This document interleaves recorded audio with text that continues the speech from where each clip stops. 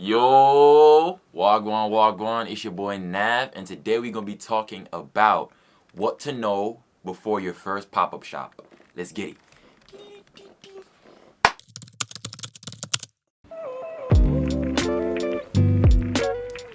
Alright, so I recently just did my first pop-up shop ever. Yo, it was really good, honestly. Like, it was in a smoke shop in, like, I want to say by Dykeman. I mean, it was Inwood. It was a nice ass smoke shop. Shout out to people down at Splash Cannabis. You know, they have a really nice space down there. They reached out to my boy, I think. Kaz saw their like ad going on, and he hit me up like, yo, we out? Like, you trying to do this? And I was like, yeah, of course we out, bro. So we both set it up and coordinated, and we went down there, and it was really good. It started at like 6, went up to like 10. It was a good vibe. Met other brands, all that stuff. So you already know. I gotta come to you guys and let y'all know, the things that I learned and things that I went through, and the things to be prepared for when doing your first drop. So let's get into my notes. All right. So tip number one. Be prepared. For real, yo. Test all your equipment beforehand. Set up your rack so you're not figuring it out on the day. Test your steamer to make sure it works. Practice setting up your mannequin, all that stuff, right? Like, be prepared. You don't want to show up trying to figure out something that I'm like, I got this, I'm gonna figure this out. You want to have bags. Like my boy Cass, he went and he got like brown paper bags because you're gonna be selling in person. You feel me? Like, you gotta be prepared for that. You gotta be prepared for like how you're gonna be taking money. Or you're gonna have like a POS, like a point of sale. You're gonna take cash. You're gonna have a cash box. Is it only Zelle? Or you're gonna have a printed QR code for your Zelle to make it that you don't have to like take your phone and put stuff in your Zelle. You're gonna make it easy as possible to get that money and give that close. You know what I'm saying? You wanna make sure you have racks. How many racks do you have? Do you have enough racks for the amount of pieces you have? Does every piece need to be hung? Do you have enough space on the rack itself? Hangers. You guys, when I say racks, I mean hangers. Do you have enough hangers for each piece?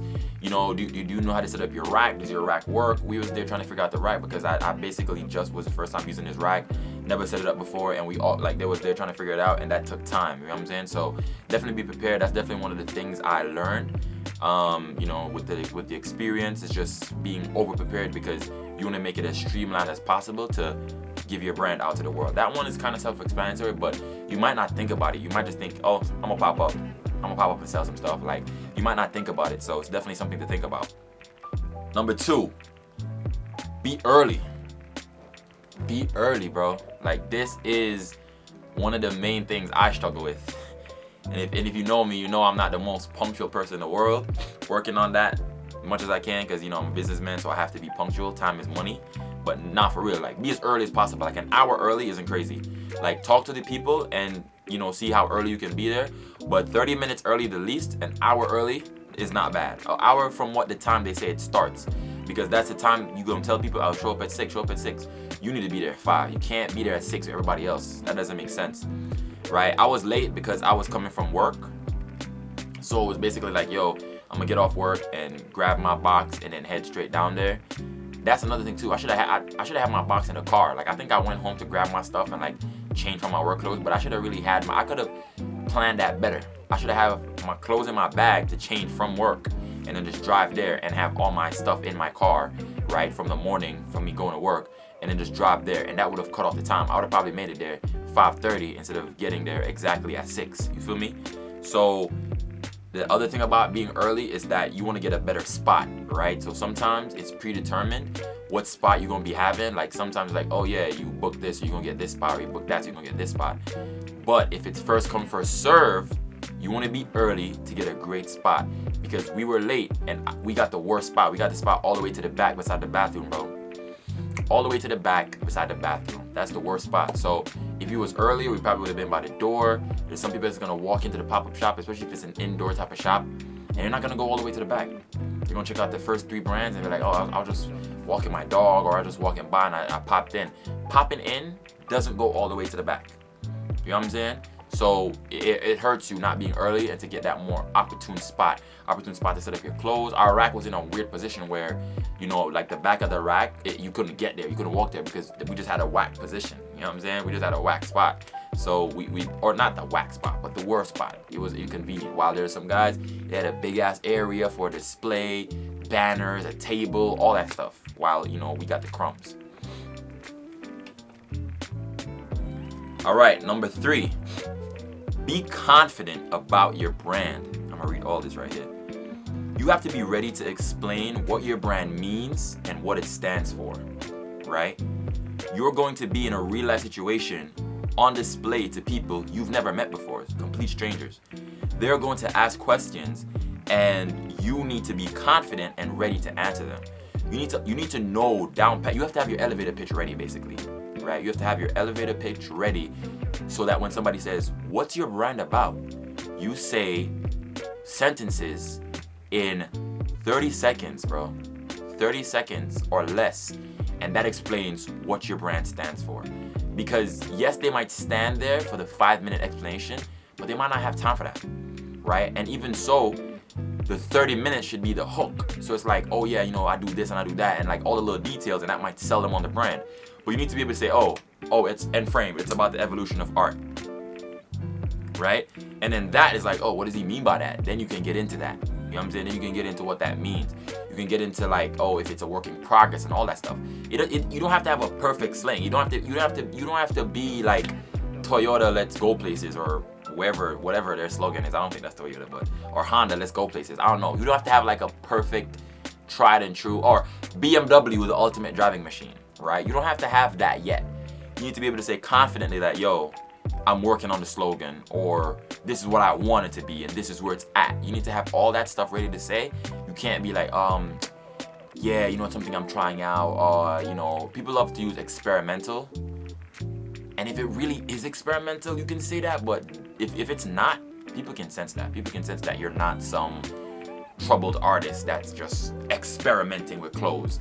Because if it is experimental, chances are the clothes isn't your only skill. Like you paint or something, or you do music or something, and like you're creative in another medium, and you're just experimenting with clothes.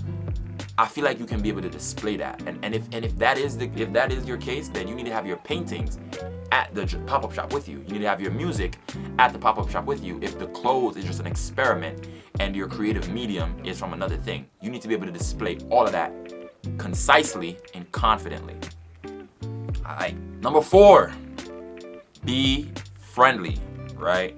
Network. I feel like we've talked about it in videos before, but it's incredibly important. At the end of the day, a brand is a network. A brand is a network of people that either know about you and what you do, or know about the brand and what it does. That's what it is. That's what every brand is, really, right? Like the fact that you wear in frame, like, oh, is it because he knows Navir, or is it because he knows like what the brand stands for? Either way, when they say if you know, that's what a brand is. If you know about Lanvins or Louboutins or like Dior, stuff like that. When Dior wasn't in, did you know what he's wearing? Amiris, right? Do you know that those are Amiris, right? Can you tell the subtle nuances? These group of people know. This network knows, right? So at the root of all brands and branding is a network, and it does not hurt for actually I'd say it's crucial that you're able to communicate and collaborate and connect with other brands, other creatives, and just other people in general. I do photography, so it's beneficial to me to know the brands. Like, I could do photos for them, or I could do that for them, or the relationship could go either way. But even if you don't do that stuff, even if you don't provide a service that another brand could use, just knowing them, you could get invited to the next pop-up shop, right? Or you could get some game about what they're doing, and you can collaborate. You can mix spices. They can tell you, oh yeah, I'm doing this with these, or I'm doing that with this, and stuff like that. And at this level where it's like almost like crabs in a barrel, because it can't be like that. Like there are gonna be some people where they're gonna step on you to get up, right? That's okay, but there are gonna be some people like, yo, I'll hold your hand, you hold my hand, and we go up together, right? And if you up, I'm up. Or there's so many ways stuff can go, right? Because Virgil used to work for Kanye, and look at that. You know what I'm saying? Like, there's a lot of ways things can develop in the future, and if you're thinking in a futuristic type of like mindset, you have to be willing to network. That's my rant. Let me actually read what it says in my notes. There are gonna be other brands there, and you can't expect to not interact with any of them. Be ready and willing to go over to another booth and say hi. Talk about their brand and tell them about yours. This gives you insight to what your peers are doing in the space. You all were invited or paid for the pop-up shop, right? So who's gonna blow up after this, or who's not gonna blow up, and why? You wanna know all these things, right? You're always a student, and this is just another day in class, all right? That's what the notes say. Da Vinci said, good artists borrow and great artists steal. And I'm pretty sure I've talked about this before, but you have to be able to look at somebody doing something and be like, whoa, like he did that, that's crazy. I might use a piece of that or an element from that in my next drop, right? Because best believe, if you're in a pop-up shop, that's a public setting, they are able to do the same to you. They can definitely look at your shit and say, ooh, he did that, I might use this, right? So it's all a matter of like sampling, you know what I'm saying? And just growing and knowledge and learning and networking. That's important too. Number 5, record. Simple as that. Record. Document your experience. People want to know that your brand is real and actually happening. So footage of your real clothes in a real space, interacting with real people, will help to legitimize your brand on the internet. So people might come on your page and you just have like a couple pictures of like your big shirt, your big face tee on the floor, and it's like, oh yeah, look at my brand, stuff like that. And there's a lot of brands like that now. And some people might be more interesting, be like, oh yeah, I'm gonna buy from this underground brand. But there's also scams of those, right? There's also scams. And also people are like, oh, I don't know if it's a scam, I don't know if it's real. Sometimes you might have a kid that they're asking their parents to buy it for them, and then their parent might look at the page and be like, oh, this doesn't look real, trustworthy, right? You need to be able to appeal to all demographics. So you being in a physical space and like, showing your brand and stuff like with your brand, they know that, yo, people are buying this stuff and he's in a space and he's going to places and he's doing this. I used to only follow my business page, my like photography business page with my clothing brand page. I used to have I only want to be following one person, and I used to follow multi-pixel media. And I stopped doing that because I was like, okay, you know what, I'm gonna follow me so that when somebody goes and check who's he following, they can go and see, okay, yeah, there's a real person that is posting and doing stuff about their brand. I might not be posting every day on the clothing brand page, but when they go into the following and they do a little digging, a little research, they're like, okay, yeah, somebody real and breathing really lives behind this and gets this done. And they might feel more confident in saying, yo, if I don't get my stuff and I can't hit up the brand page, I'll bomb this nigga's personal page, right? It's a risk, but it's something that you can put out there to just make them more trustworthy, you feel me? And also, like, that could be the TikTok that goes viral, right? That could be the reel that goes viral. Like, content is king. So that's a missed opportunity. You definitely don't want to do a pop-up shop and it's like, oh, you didn't get anything showing that you did it.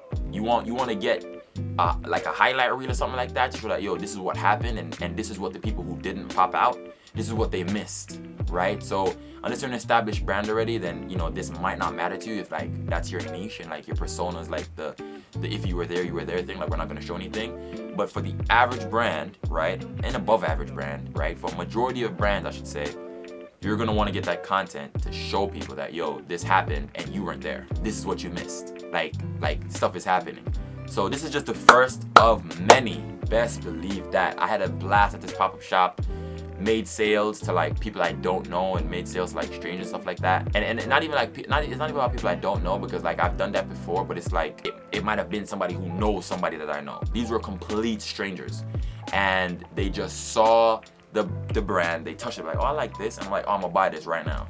That was a really nice feeling, and I think every brand owner definitely should experience that, and definitely should try to go to as much pop-up shops as possible. I'm gonna be going to a lot more this summer. I'm getting ready for all of that. I'm getting a table, I'm getting a spread, I'm getting a banner, I'm getting all that. It's a pop-out summer. Anyways, hope this video helped you to learn something.